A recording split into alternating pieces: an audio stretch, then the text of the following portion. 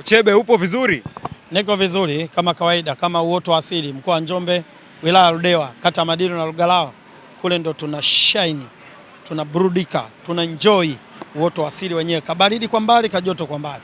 Nipe maneno ya michezo leo. Tuelekee kwenye michezo. Uchebe, kamati ya masaa 72 imetoa hukumu baadhi ya michezo ambayo ilikuwa bado haijapitiwa na kufanyiwa uchunguzi wa matukio. Hivyo wametoa hukumu. Kwa upande wa Young Africans kwenye mchezo dhidi ya Namungo, mashabiki wawili wamepata hukumu. Namzungumzia Baraka Yanga pamoja na Fumau Mshairi. Hukumu yao ni kutokukaa kwenye eneo ambalo tiketi yao inaonyesha wanatakiwa kukaa hapo. Wenyewe wakaenda kwenye jukwaa ambalo hawakukata tiketi yenye hadhi ya jukwaa hilo, yaani kutoka VIP B kwenda VIP A. Hivyo bodi ya ligi wametafsiri kama ni utovu wa nidhamu na wamepewa adhabu ya kutoonekana viwanjani kwa kipindi cha miezi mitatu. Kwanza kwa hukumu hii, kwa upande wa rafiki zako, ndugu zako, wana Yanga wenzako, umeipokeaje na unawaambia nini? Mimi niwaambie tu wasichoke, wasikate tamaa. Pia nawashauri kama inawezekana wakate rufaa, kwa sababu ushahidi uliopelekwa kwenye kamati ya masaa 72 ni wa uongo. Hili ni wa uongo? Uongo. Kivipi? Hiyo mchezo wa Yanga na Namungo wa 3-1 tulitoka, matokeo yalikuwa na Baraka Yanga alikuwa kule Mbinga kwenye mashindano ya Wallace Cup. Hakuwepo Dar es Salaam. Fumau pia inawezekana alikuwa na shughuli zake. Kwa hiyo aliyepeleka ushahidi amedanganya. Lakini pia jambo la pale KMC hakuna VIP A wala B. Umenielewa? Ndio maana unakata 20,000, kuna 20,000 na 10,000. Kwa hiyo kuna VIP na mzunguko. Umenielewa? Hakuna cha A wala B. Sio, tumeelewana? Kwa hiyo zile zilikuwa ni njama za kututokomeza mashabiki wa Yanga tusiende viwanjani ili tuonekane tunaenda kufungiwa. Umenielewa? Hii ni mipango mikakati iliyotengenezwa, na ndio maana hata ushahidi uliotolewa ni wa uongo. Uongo kivipi? Nimekwambia hapa, mchezo wa Yanga na Namungo, huyo Baraka Yanga hakuwepo uwanjani, alikuwepo Mbinga anaangalia mpira kwenye TV. Umenielewa? Sasa kinachokuja kuonekana, bodi ya ligi wanasema wamewahukumu kwenye huo mchezo, walileta fujo kwa kuruka mageti kuingia VIP A wakati walikuwa wanatakiwa kukaa VIP B. Umenielewa vizuri? Sasa kinachokuja, hiyo siku huyo mshabiki hakuwepo uwanjani. Sasa liletaje fujo kwenye huo mchezo? Si umenielewa?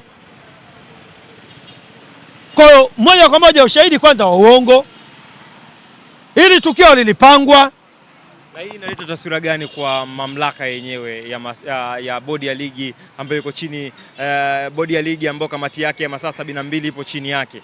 Inaleta taswira gani? Kwa maana ukisoma barua juu nasema baada ya kufanya uchunguzi wa michezo kadhaa, uchunguzi wenyewe umeenda mlama.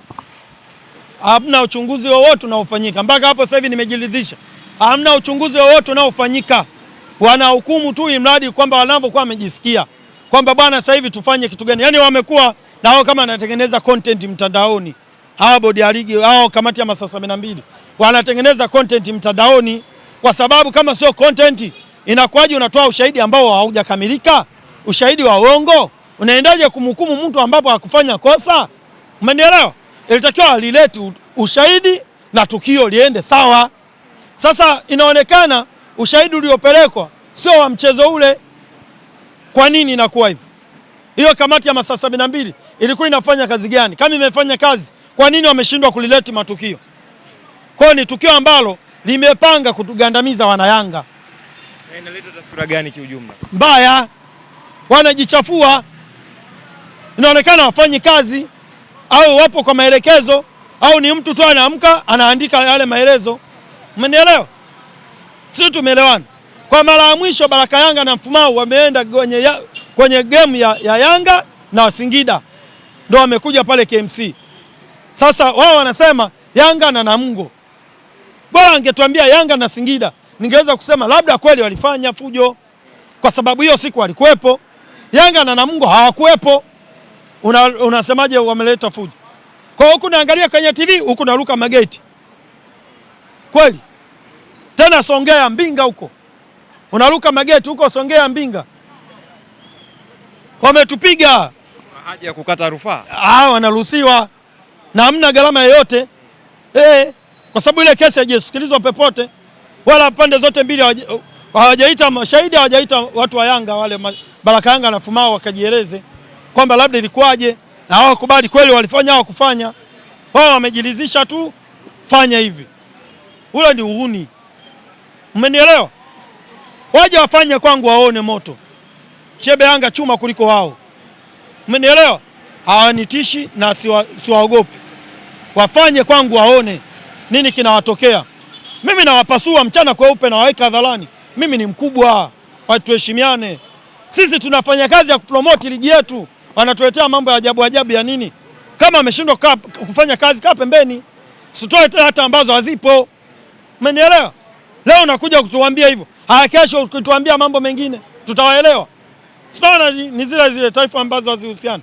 Haya, wameshindwa huu muda wa kujadili swala la Baraka Yanga na Fumau. Wameweza kujadili tuzo za wachezaji bora msimu uliopita. Tuzo za ligi za msimu uliopita wameshindwa. Wako sahihi hao? Wako timamu? Kwa nini asingejadili tuzo za msimu uliopita? Hakina Jicha za wao wameondoka hapa. Hakina nani hapa? Pacome mwenyewe anaenda kumaliza msimu huu hapa. Tuzo yake ya msimu uliopita hajapewa. Wao nategemea anaenda kuwa balozi vipi huko nje? Ataitangaza vipi ligi yetu? Lakini kupitia hukumu hiyo mpaka Simba na wenyewe wamekutana na rungu kupitia kwa Ball Boys ambaye alikuwa anafanya taharuki kwenye goli la Dodoma Jiji katika mchezo huo uliochezwa pale KMC Complex. Simba wamelimwa milioni 5 kwa kile Ball Boys ambacho wamekifanya. Lakini kwenye taarifa ile wamezungumza pia kuna mashabiki ambao walirusha chupa uwanjani mara baada ya Ball Boys kuchukua ile taulo. Lakini hatujaona adhabu ikienda kwa mashabiki. Adhabu imeenda kwa wekundu wa Msimbazi na ni kupitia yule Ball Boys. Ndio maana nasema hamna kamati ya masaa 72 yote ya kubumba. Umenielewa? Hawa mashabiki wa Simba tuanzie hapo. Hawa mashabiki wa Simba ni mara ngapi wameripotiwa kufanya fujo viwanjani? Mara nyingi. Kwa sababu Simba na sina uhakika kama Simba wanapelekaga hizo hela. Wanatuandikia pale, afu hela Simba wapeleki. Umenielewa? Kwa kuwa hivyo vitu hawazipelekwi hela. Hala klabu haiumii. Umenielewa? Na mashabiki wa Simba wataendelea mpaka wanataka wale mashabiki wa Simba tumwage damu ndio watalizika kwamba hao mashabiki wa Simba wanatakiwa wafungiwe. Umenielewa? Hiyo ni nidhamu mbaya na ndio inaonyesha kamati ya masaa 72 na upendeleo. Kwa nini wasingefungia mashabiki wa Simba wasiende viwanjani? Ili kukomesha vitendo hivi. Dawa ya moto ni moto. Umenielewa? Ni kuzima kabisa. Zima wale mashabiki wa Simba wasiende viwanjani. Uone kama hivyo vitendo vitaendelea. Leo tunakuja wameridhisha wale yule Ball Boys alipelekwa na nani pale? Ball Boys anapelekwa na nani? Mwenyeji alikuwa ni Simba. Kwa hiyo Ball Boys wanaandaliwa na timu mwenyeji. Kwa hiyo ni shabiki wa Simba yule Ball Boys. Amechukuliwa hatua gani?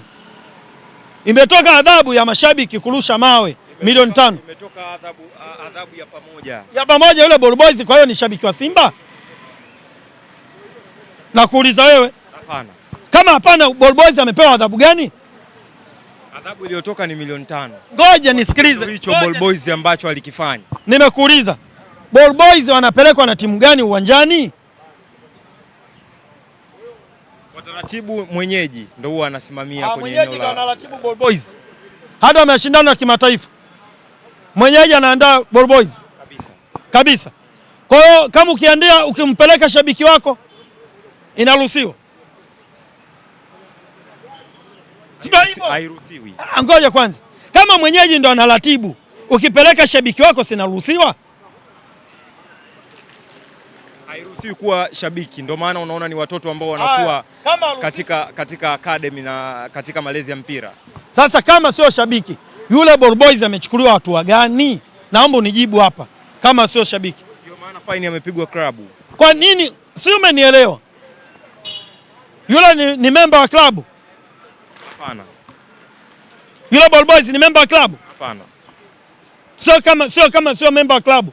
Yeye kwenye adhabu ya klabu anahusika vipi?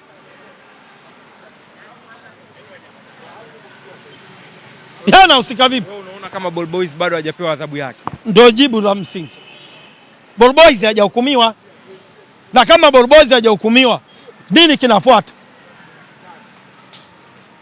Kuna kikao kingine kinachohukumu Ball Boys?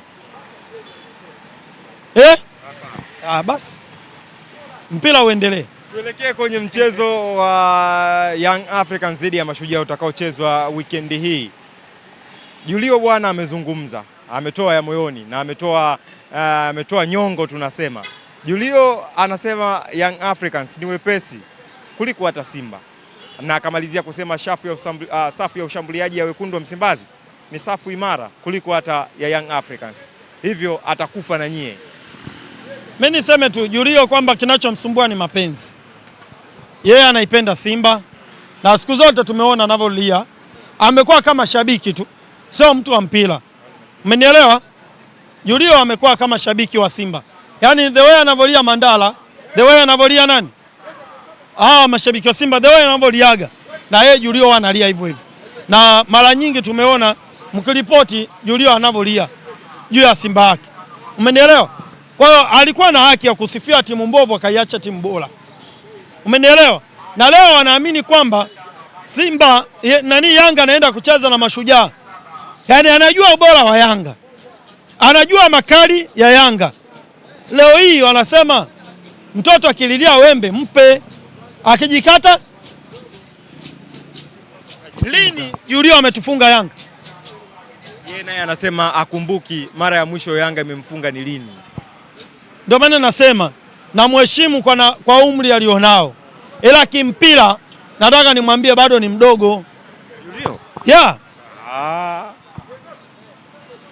Namheshimu kwa umri wake, kimpira bado mdogo. Leo hii ngoja nikwambie, ngoja nikuulize, kama anashindwa kutambua ni lini Yanga imemfunga akiwa yeye kocha, umenielewa? Kama atambui hilo, baba tuache tutakuwa tuna nani? Kama hawezi kukumbuka hiyo, atazungumza ubora wa Yanga leo hii? Nakuuliza, kama hawezi kukumbuka Yanga lini ilimfunga goli 5 tena zaidi ya 5, anaweza kukumbuka, anaweza kujua ubora wa Yanga?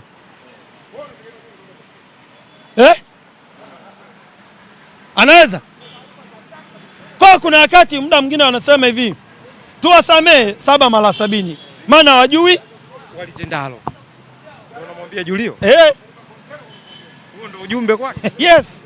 Tumsamee 7 mara, maana hajui alitendalo. Angekuwa analijua asingeweza kutoa kauli ya namna hii. Shukrani sana. Mimi nashukuru.